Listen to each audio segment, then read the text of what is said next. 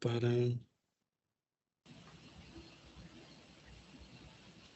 estoy compartiendo, chicos. ¿Están viendo Sí, profe. ¿están viendo el Pero Excel? no, sí, lo puede correr. Ah, bueno, lo que dice en la última es aula o así, porque es que se Sí, ve. sí, sí. La última no tiene como tanta importancia porque es que ocupamos y cuántos son y listo. Ah, Entonces, bueno, no. Entonces mejor como la tenía para ver las semanas. ok, ahí lo pueden ver bien. Sí, profe. Listo. Ok. A nivel de semanas, pues comenzamos hoy con semana 1 y vamos a ver un poco sobre reptiles y manejo médico de reptiles. La próxima semana vamos a hablar sobre anestesia en fauna silvestre. Para eso vamos a tener una colega invitada. Estamos todavía coordinando si podemos realizarlo el día lunes y dentro del horario del curso. Puede ser, ustedes los lunes solamente tienen este curso. Sí, profe. Ok. Sí, profe. Y cabe la posibilidad de que eventualmente podamos hacer un par de charlas un poquito más tarde de la hora asignada. No sé, como comenzar a eso a las 4 o 5. Sí, profe. Por mí no hay problema. Y creería que por la mayoría, porque todos estamos virtuales hoy. Ujú. Entonces, si es así, no hubiese problema. Yo igual les indico con anticipación para hacer las clases un poquito más tarde, porque para dos temas tengo un par de invitados que están fuera del país. Entonces, a veces se les complica un poquito poderse unir a la hora que tenemos establecido el curso. Entonces, yo les solicitaría y les avisaría con tiempo para reunirnos un poquito más tarde. Puede ser a eso de las y también a los invitados. ¿Están de acuerdo? De acuerdo. Ok, perfecto. Entonces, para la clase de anestesia, espero que sí podamos coordinar la hora y demás. La tendríamos la próxima semana y con una charlista invitada. Es una doctora de México, trabaja en el zoológico de Guatemala y tiene muchísima experiencia en la parte de anestesia en estos animales. Entonces, creo que sería bastante enriquecedora la charla de ella. Después, para semana 3 y 4 vamos a tener la temática manejo médico de aves. Para el día 9 de febrero también vamos a tener un charlista invitado que nos va a dar la clase principalmente de manejo de fracturas y ortopedia en estos animales. Y ese sí, muy probablemente también este día les voy a solicitar entrar un poquito más tarde, a eso de las 4 de la tarde. Em, pero yo les comunico con tiempo también. La semana 5 tendríamos gira en el cual vamos a continuar con la parte de aves, ¿verdad? A ver un poquito de contención, evaluación y manejo de aves silvestres y vamos a ir al centro de rescate que está en Aguasima. Chicos, que creo que tengo alguien. Ok. Em, Después, la semana 6, 7 y 8, vamos a abarcar la temática de manejo médico en mamíferos. Em,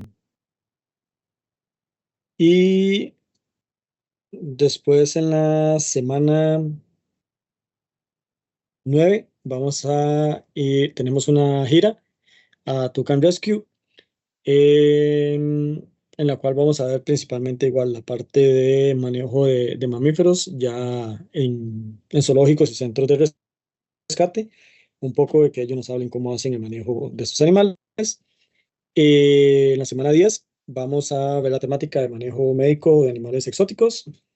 Luego sigue Semana Santa y en la semana 12 y 13 estamos con la temática de condicionamiento operante, que esa temática van a hacer los seminarios para este módulo, en el cual vamos a hacer igual 5 grupos. Ahorita les paso el documento, en el cual vamos a hablar de condicionamiento operante en diferentes grupos taxonómicos. ¿Ok? Entonces, para la semana 13 y 14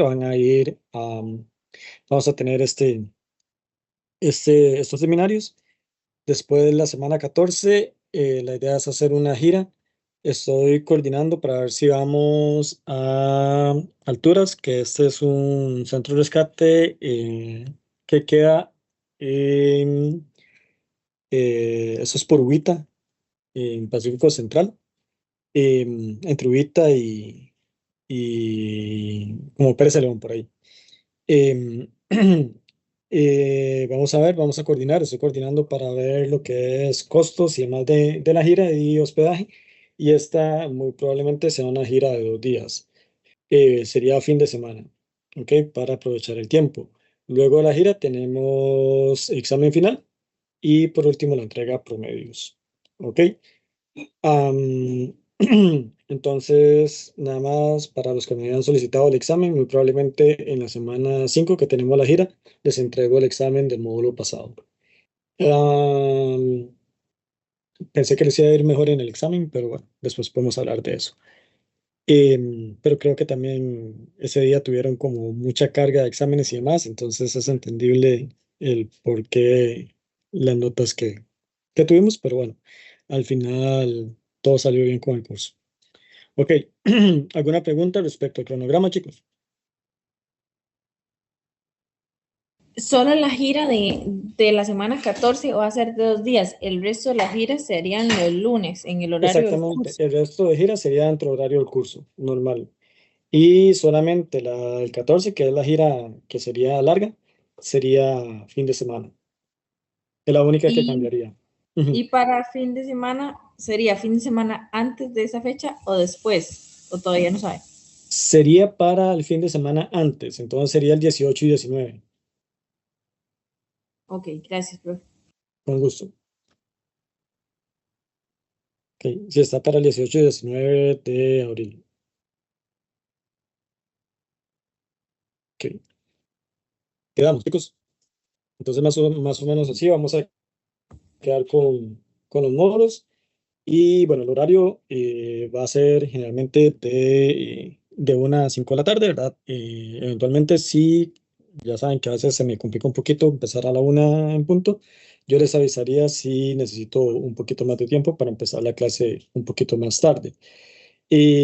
Al ser solamente este curso para este módulo, creo que no tendrían problema ustedes en empezar a la 1 como el cuatri pasado, que sí tenían el curso en la mañana. Entonces, dentro de lo que cabe y se ajuste, si no tengo así nada como muy urgente, dejemos tentativo de que todas las clases van a empezar a la 1, excepto las que habría un charlista invitado que probablemente sea en la semana 2 y la semana 4. ¿Está bien, chicos? Sí, profe. Gracias. Ok, voy a dejar de compartir. Y bueno, como les mencionaba, el día de hoy la clase va a estar enfocada en manejo médico de reptiles. Vamos a ver un poquito sobre generalidad de reptiles, un poquito sobre ciertas condiciones fisiológicas y anatómicas que son importantes recordar. Algunas creo que las que se vieron o se mencionaron en la charla que tuvimos en el Plomero Picado, pero igual vamos a retomarlas porque me parece que hubieron algunas que no quedaron tan comprendidas, ¿ok? En,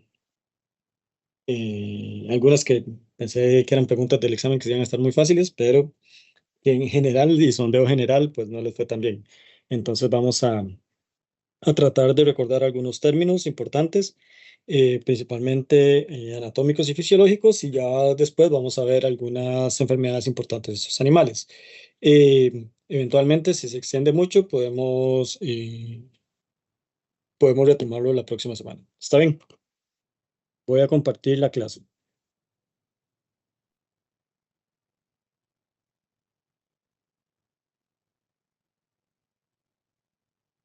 Ok, ¿están viendo el modo de presentación? Sí. Ok, perfecto. Entonces vamos a hablar un poquito sobre medicina de reptiles, ¿verdad? Con ciertas características importantes anatómicas y fisiológicas que tienen estos grupos. Y como les dije, ya algunas de esas características las vimos en la charla que tuvimos en el cromero picado, tal vez un poco, no con tanto énfasis, ¿verdad? Sobre esas características, pero sí por lo menos tuvimos una introducción importante. Y algunas otras características también las logramos ver los compañeros que pudieron asistir a la gira de Veragua. Entonces vamos a hablar un poquito de este clado, que realmente es un clado bastante bonito, bastante interesante, con muchas particularidades, ¿verdad? Es un clado que es bastante diverso, ¿verdad? Es un grupo taxonómico, pues que su diversidad es bastante variada, tanto en características físicas como fisiológicas, ¿verdad? Vamos a tener tres grupos. Doc, Sí, una consulta. Es que creo que no se está no estoy grabando grabando. la... Ajá. Gracias, sí, perdón.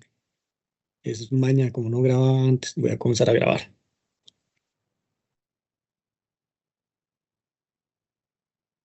Listo, ok, perfecto. Ok, entonces como les mencionaba, este grupo pues es bastante diverso, ¿verdad? Y dentro de los animales que lo integran, pues tienen características, dentro de cada grupo hay características muy específicas, ¿verdad? Aunque decimos que los reptiles son animales que van a tener una característica principal, que es que tienen una estructura protectiva o de protección de la piel, ¿verdad? Que son las escamas. Muchos de estos, muchos de estos animales o los grupos lo que van a tener son una modificación importante de estas estructuras y dependiendo de esta modificación, pues es cómo los vamos a agrupar. Entonces, dentro de Eugenia, vamos a tener tres grupos principales, ¿verdad? Vamos a tener a los escamosos, vamos a tener a los quelonios, que van a agrupar todas las tortugas, y vamos a tener los arcosaurios, que van a agrupar lo que son los cocodrilos y las aves, ¿ok? Dentro de los arcosaurios también estaban incluidos los dinosaurios, ¿verdad? Que es como el grupo de reptil que está mucho más cercano a las aves, ¿verdad? Dentro de los escamosos, que son los lepiosauros, vamos a tener al grupo de las serpientes, al grupo de los lagartos y al grupo de las tuátaras.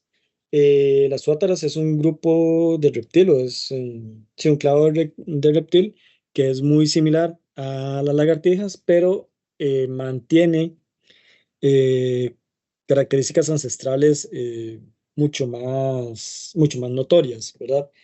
Dentro de esas características, o que los separa de los lagartos o de los escamosos, principalmente, bueno, los lagartos, que es como la mayor similitud que tienen, es o dentro de los escamosos lagartos, ¿verdad? Vamos a tener que van a tener un ojo pineal muy desarrollado.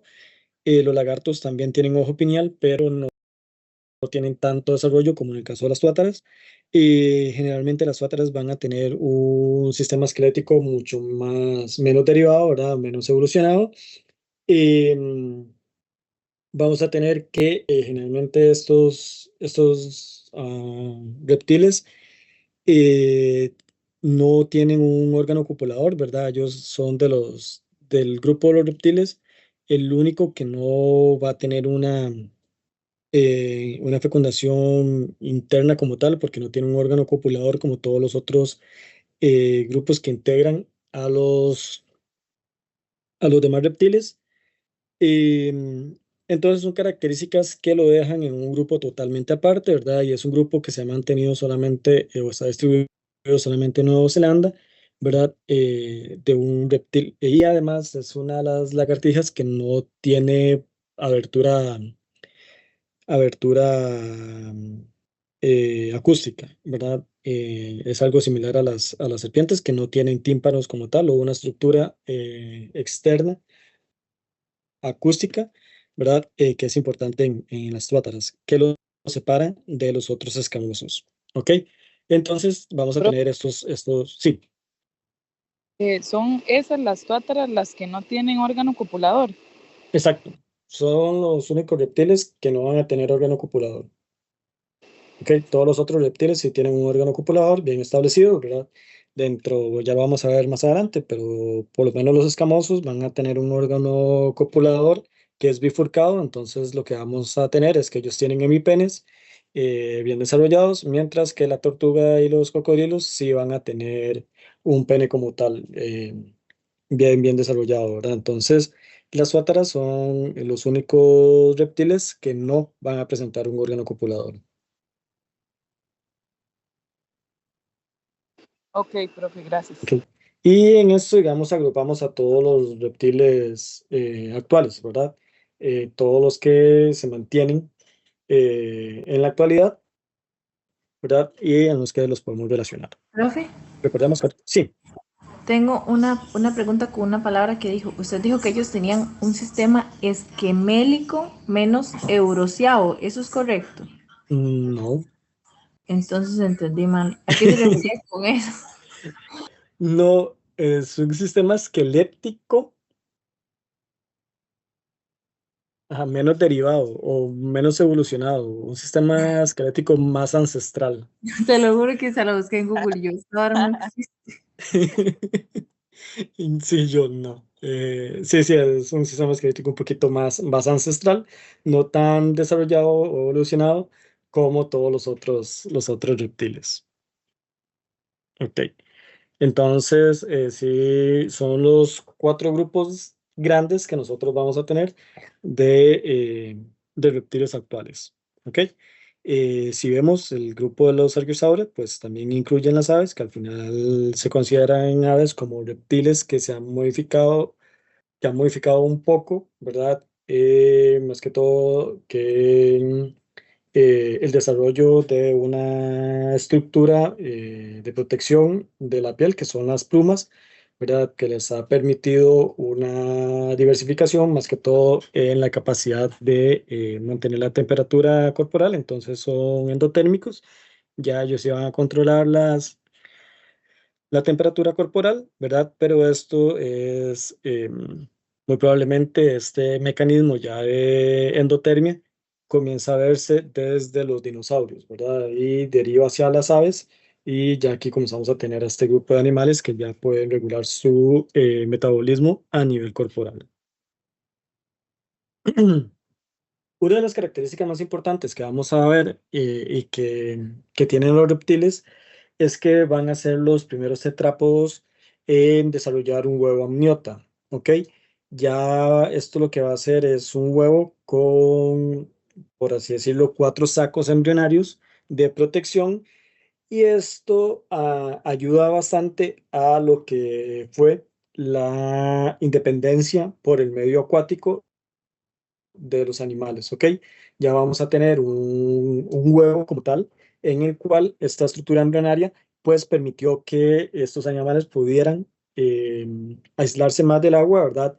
Y comenzar a colonizar ambientes terrestres, ¿ok? Dentro de este huevo amniótico vamos a tener, como les mencionaba, diferentes membranas importantes que son principalmente estructuras de protección del embrión, ¿verdad? Vamos a tener el amnios, que es la capa embrionaria que va a estar directamente unida al embrión, ¿verdad? Va a tener un líquido amniótico que le va a dar protección a este embrión, ¿verdad? Y que le va a permitir el movimiento dentro de este saco embrionario.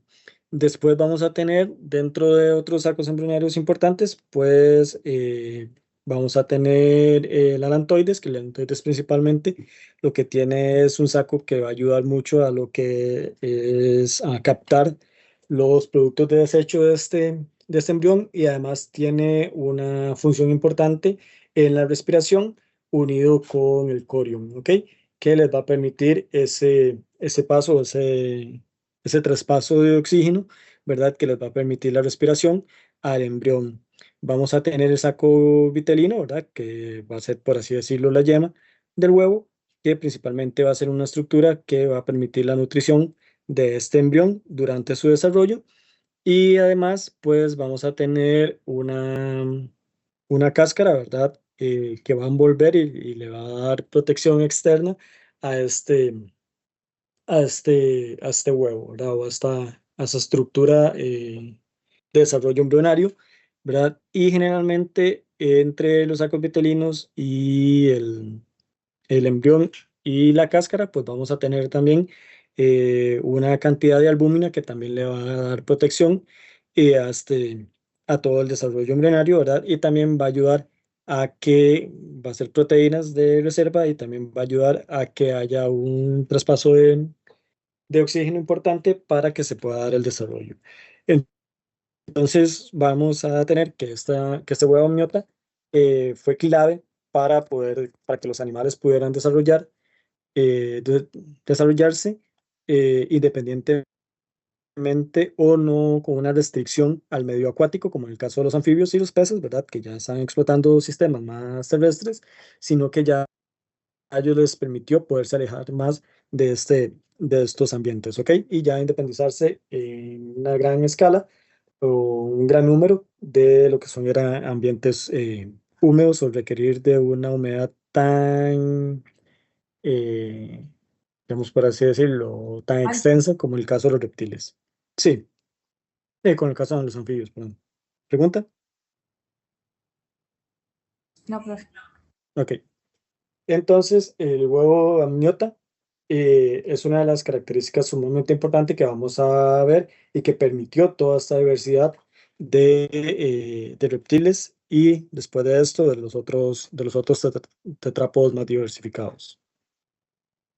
En la anatomía vamos a ver que ya también los reptiles van a comenzar a tener una adaptación mucho mejor respecto a los anfibios, ¿verdad?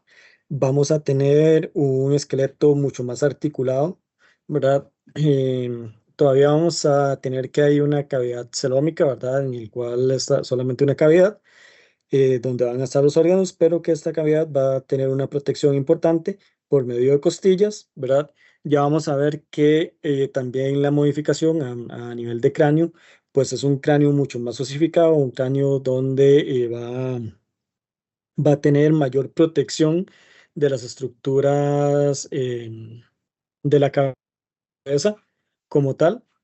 Vamos a ver que se va a comenzar a dar una diversificación importante o una derivación importante de lo que son las cinturas pélvicas y las cinturas torácicas como tal. Ya vemos que eso tiene un sistema más articulado que les va a permitir un mejor desplazamiento sobre medios terrestres, ¿ok?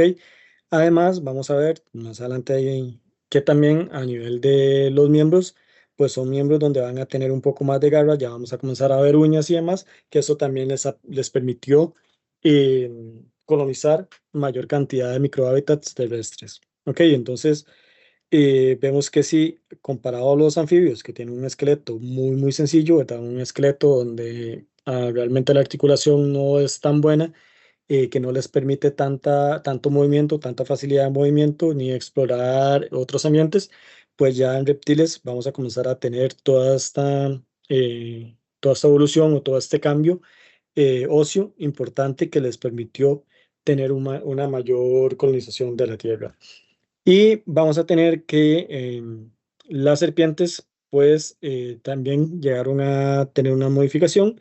Recordamos que las serpientes más ancestrales van a tener vestigios de cintura pélvica principalmente, ¿verdad? Entonces esto indica que su ancestro sí tenía miembros o viene o derivó de un ancestro con miembros. Sin embargo, para poder colonizar nuevos microhábitats, pues comenzaron a perder estos miembros, ¿verdad? Tener una estructura mucho más tubular y mucho más articulada que les facilitó este desplazamiento en diferentes ambientes terrestres.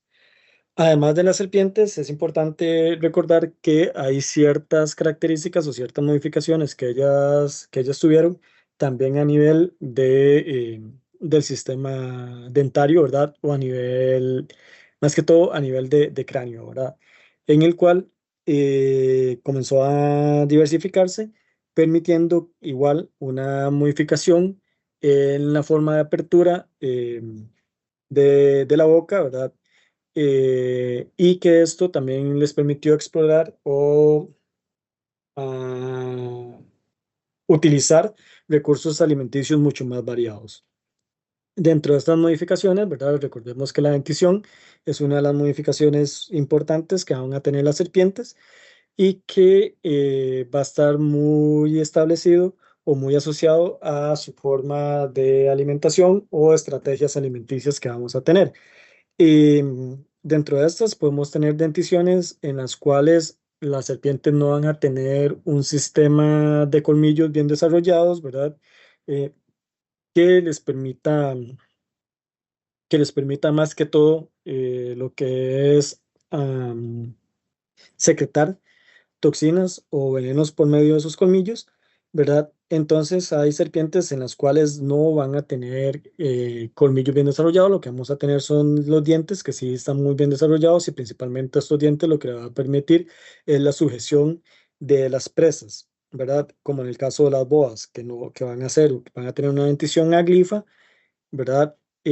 Toda esa familia boide que van a agrupar todas las boas, van a tener una dentición aglifa, que ya no van a tener un desarrollo de colmillos como tal, sino lo que van a utilizar son una cantidad bastante amplia de dientes, que más que todo lo que van a utilizarlo es para aferrarse a la presa, evitar que esta presa se escape. ¿Ok? Pero no tienen esa estructura de dientes con surco o canales que les permita depositar el veneno en la presa. Además, las boas no van a tener un desarrollo como tal de glándulas de veneno como si lo pueden tener los otros grupos de serpientes. Entonces, tampoco van a poseer glándulas especializadas para el desarrollo de veneno. ¿Ok? Entonces vamos a tener que estas serpientes, principalmente su mecanismo de obtención de presas o control de presa va a ser por la constricción, ¿verdad? Van a utilizar su cuerpo para contener la presa. En muchas ocasiones lo que vamos a hacer es que ellos van a presionar la presa con bastante fuerza y lo que genera es una asfixia de esta presa para control y luego poder consumirla. No solamente las boas. Ok, vamos a ver. Todas las boas van a tener una dentición aglifa, pero no solamente las boas tienen dentición aglifa. Vamos a tener también algunas especies de colúbridos, ¿verdad? De culebras verdaderas, que también van a tener este tipo de dentición, ¿verdad? Sin embargo, sí, es como la más característica de las boas, porque todas las boas van a tener esta característica. Em, Vamos a tener también algunas serpientes donde ya van a tener un desarrollo importante de glándulas de veneno, ¿verdad? Y van a tener estructuras que les van a permitir eh, poder, poder inocular ese veneno a la presa, ¿verdad? Como el caso de la dentición proteroglifa o la dentición opistoglifa. La proteroglifa principalmente lo que quiere decir es que van a tener los colmillos en la parte más, digamos, más anterior, por así decirlo, de la boca, ¿verdad? Mientras que la opistoglifa lo va a tener en la parte más posterior o más adentro de la boca.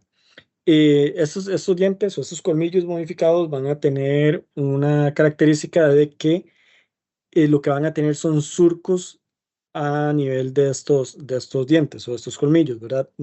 El veneno no excurre dentro del colmillo, como en el caso de los soneloglifos, ¿verdad? Que son como agujas hipodérmicas, solamente los soneloglifos son como agujas hipodérmicas, mientras que los opistoglifos y los proteroglifos lo que van a tener es un surquito por el cual va a escurrir el veneno, ¿ok? Sí van a estar conectados a una glándula de veneno, ¿verdad? Pero tanto los proteroglifos como los opistoglifos van a ser dientes que van a estar inmóviles, ¿ok? Que van a estar fijos. Mientras que los proteroglifos son colmillos que sí pueden protuir, ¿verdad? Sí pueden moverse, son móviles y esto lo que va a permitir es un mayor alcance de las serpientes a su presa, entonces va a tener mayor apertura a nivel bucal. Y además, bueno, los proteroglifos, nada más para recordar, principalmente todo lo que son los elápidos, la familia Lápide, ¿verdad? Que incluye a todo lo que son las cobras y las corales, van a estar dentro de la dentición proteroglifa. Mientras que la opistoglifa principalmente está muy desarrollado en la familia Colubriae, ¿verdad? O culebras verdaderas, que van a tener este tipo de dentición.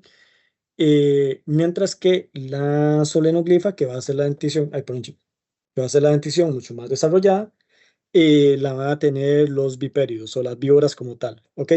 Además, otras características que son importantes de tener en las víboras es que el cráneo está mucho más osificado, tiene mucho más estructuras óseas, ¿verdad?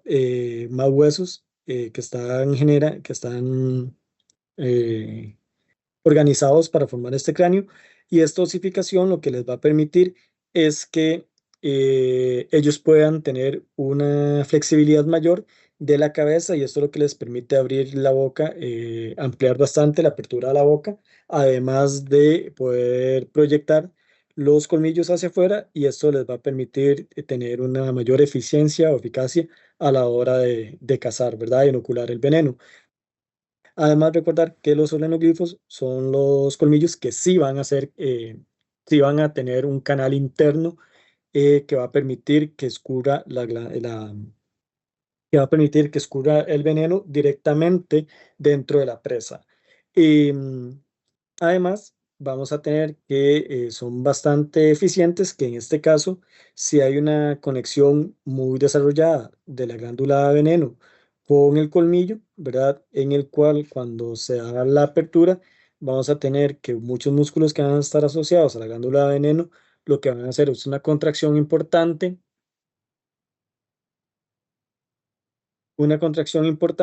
de estos músculos que van a presionar la glándula de veneno, y esto va a permitir que se dé la salida del veneno de una forma facilitada. Y se dice que los vipéridos sí pueden controlar como esta contracción muscular, entonces sí pueden controlar la descarga de veneno. Para el caso de las serpientes que tienen la dentición o pistoglifa y proteroglifa, ellos sí necesitan hacer una mordedura y mantenerse unidos a la presa y hacer como pequeños movimientos tipo masticatorios para estimular la glándula de veneno y que se pueda dar la salida del veneno hacia la presa. Entonces, ellos sí ocupan, por así decirlo, aferrarse por algún tiempo. eh, Aferrarse por algún tiempo a la presa, mientras que las víboras, ¿verdad? Que son solenoglifas, hacen una mordedura muy rápido, liberan el veneno y ellas pueden soltar y dejar que la presa se vaya, y después seguirla y consumirla como tal, ¿ok? Entonces son las cuatro denticiones importantes que vamos a tener como características anatómicas en las serpientes que van a tener este tipo de estructura dentaria. ¿Ya claro esto, chicos? Entonces, profe, Profe, Ujú. Sí, perdón, profe, es que el Teams dice que la reunión ya casi termina, como en medio minuto ya. ok, déme el chance para ver qué pasa y si la puedo alargar.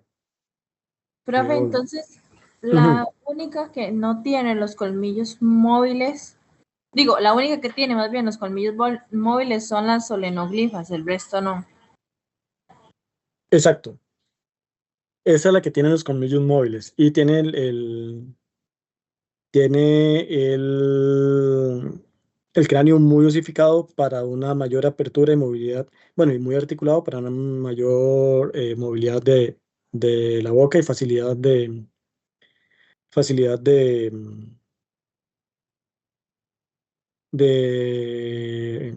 control de la presa. Ok, Ok. Profe, ajá.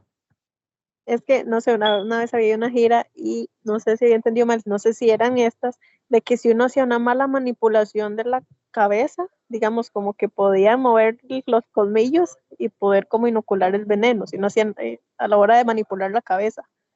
No sé Sí, si eso es cierto. sí, con las oronogrifas o las víboras como tal, bueno, no sé si recuerda en la gira de Veragua. Con la sonogrifía o Yo no en fui. la gira. Ah, ok, perdón. O la del Clo, que también vimos bastantes viperios. Las solenoglifas tienen la característica de como tienen ese cráneo tan osificado, tan articulado, ellos lo que pueden hacer es que pueden levantar, por así decirlo, los huesos maxilares y pueden proyectar el colmillo. Tiene una característica, a veces lo hacen, las terciopelos hacen esto y hay que tener mucho cuidado cuando se manipulan, es que ellas pueden penetrarse, pueden proyectar el colmillo, pueden penetrar la piel de la mandíbula, pueden pasar y si uno tiene el dedo por debajo de la mandíbula, pueden llegar a inocular veneno porque se penetra en ellas la mandíbula y además pueden ingresar al dedo del operador. Entonces, sí puede llegar a pasar esto, que si pueden proyectar, ya con haciendo una sujeción, si usted hace una mala sujeción y le permite que ella proyecte un poco o movilice la cabeza, ¿verdad? Puede hacer una proyección de los dientes y pues puede causar un accidente ofídico porque no lo está mordiendo realmente, porque no está agarrando el dedo, sino puede causar un accidente físico porque tiene esa capacidad de penetrar, de proyectar los dientes, poder pasar su piel y poder llegar a alcanzar la estructura, principalmente los dedos, cuando el operador hizo una mala sujeción. No sé si fue eso lo que escuchó en la gira Sí, o profe, algo muchas similar. gracias. Ok. Entonces, si se ha visto envenenamientos por causa de ese tipo de serpientes, no necesariamente lo mordió, sino fue que logró proyectar adecuadamente los colmillos, pasar, ¿verdad? Y lograr inocular el veneno al operador. Hay que tener un poquito de cuidado cuando hacemos ese tipo de manipulaciones. Otra cosa, nada más es como dato curioso, pero ustedes tienen que saberlo, eh, es que los reptiles en general también tienen al igual que los anfibios, pero después de muertos todavía queda mucha reacción muscular y mucha memoria muscular. Y no sé si alguien ha escuchado de que hay que tener cuidado cuando le cortan la cabeza a las serpientes porque siguen mordiendo. Es relativamente cierto. Tiene mucha memoria muscular y hay cierta contracción muscular que se mantiene por algún tiempo después de que el animal muere. Entonces, si está relativamente fresco el cadáver, ¿verdad? Puede durar aproximadamente minutos a una hora aproximado, que cuando estás en la manipulación, usted puede estimular cierta reacción muscular y aunque el animal esté muerto, puede hacer el reflejo de mordedura. Entonces, una serpiente muerta realmente lo puede morder a uno. Sí, sí lo puede morder ya estando muerta por esa reacción muscular, por una estimulación que sea a nivel muscular, que ellos pueden abrir la boca, pueden cerrar y pueden generar un accidente. Entonces también hay que tener cuidado, aunque el animal esté muerto, pues si está muy fresco hay que tener un poquito de cuidado a la hora de hacer la manipulación. ¿Está bien? ¿Y cuántos minutos, profe, después de muerte? Hay veces que duran bastante, generalmente, digamos, el tiempo es como 10, 15 minutos más o menos, pero sí se ha visto ciertos movimientos, contracciones musculares ya cadavéricas, pues, y hasta después de una hora de muertos. Entonces hay que tener un poquito de cuidado. Igual siempre manipular lo que es la cabeza, aunque esté muerta, siempre manipularlo con cuidado, porque sí puede llegar a generar un accidentillo ahí. Entonces, y como hay contracción muscular, pues también hay estimulación de la de la glándula del veneno, ¿verdad? Y puede inocular y puede seguir inoculando veneno. Entonces también hay que tener un poco de cuidado. Entonces son cosillas que sí,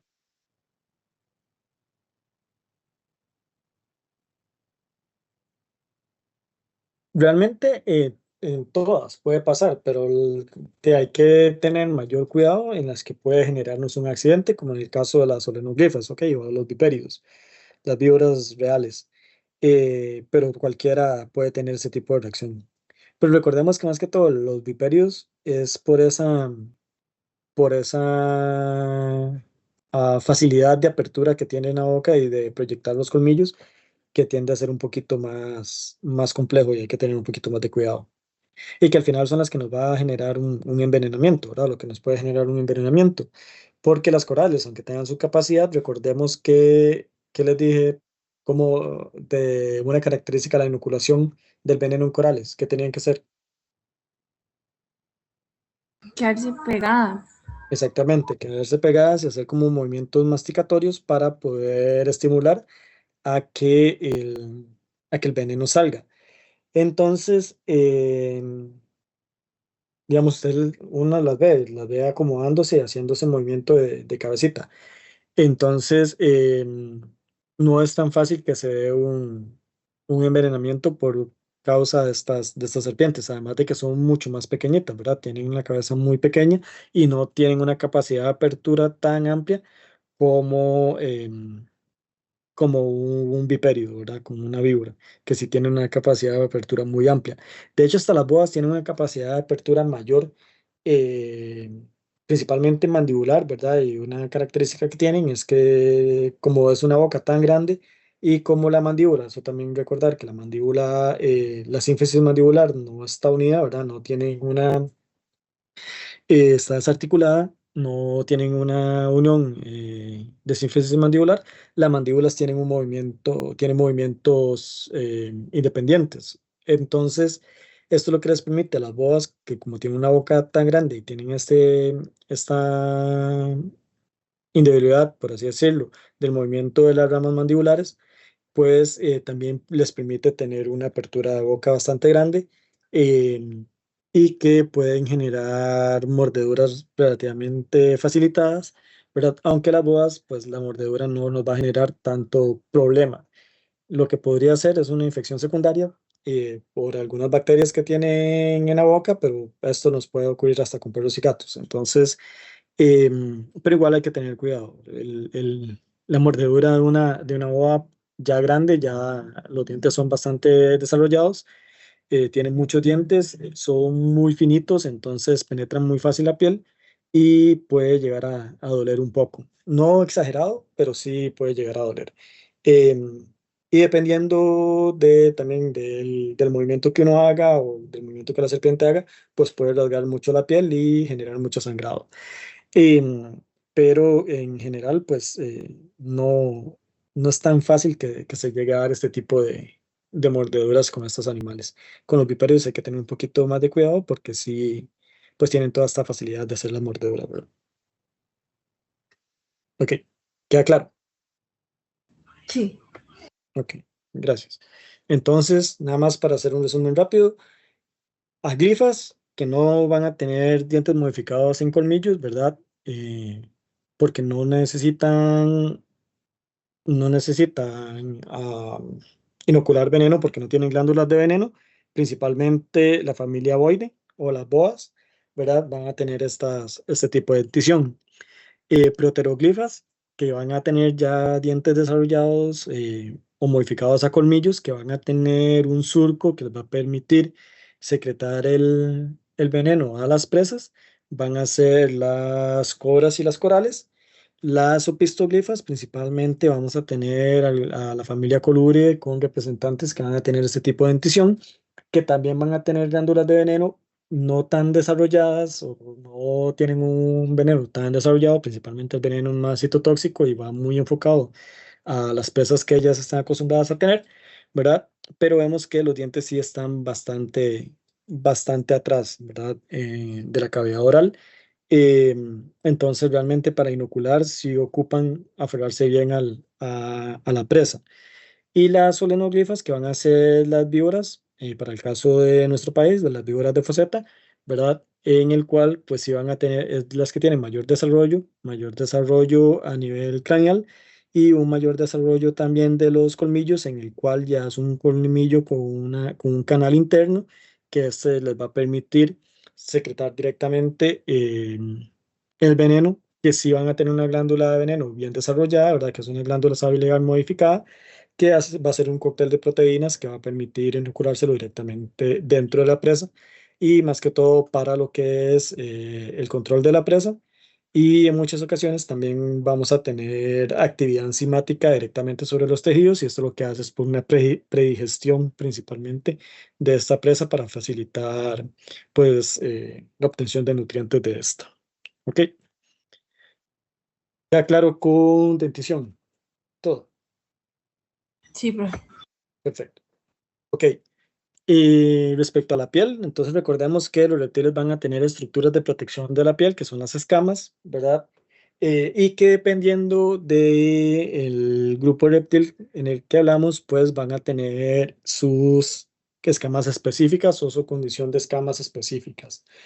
Dentro de estas tenemos a los escamosos, ¿verdad? Que van a tener, que son las serpientes y las lagartijas, que van a tener estas escamas que son realmente proyecciones de la epidermis, ¿verdad? Queratinizadas, que van a ser como este tipo de tejado, protectura de protección, eh, pero que van a ser escamas, digamos, que no van a ser tan duras, tan osificadas, sino que realmente es una estructura de queratina que le da mucha protección a la piel y que están bastante unidas o se solapan entre ellas para darle protección a todo lo que es la piel interna.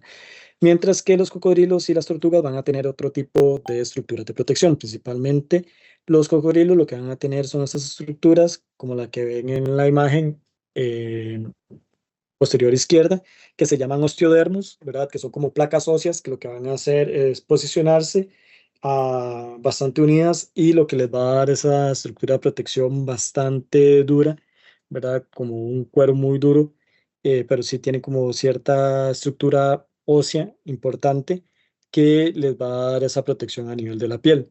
Entonces, cocodrilos tienen estos osteodermos, ¿verdad? Que son sumamente importantes, y que son estructuras bastante fuertes, ¿verdad? Mientras que las tortugas, pues recordemos que una estructura importante es el caparazón.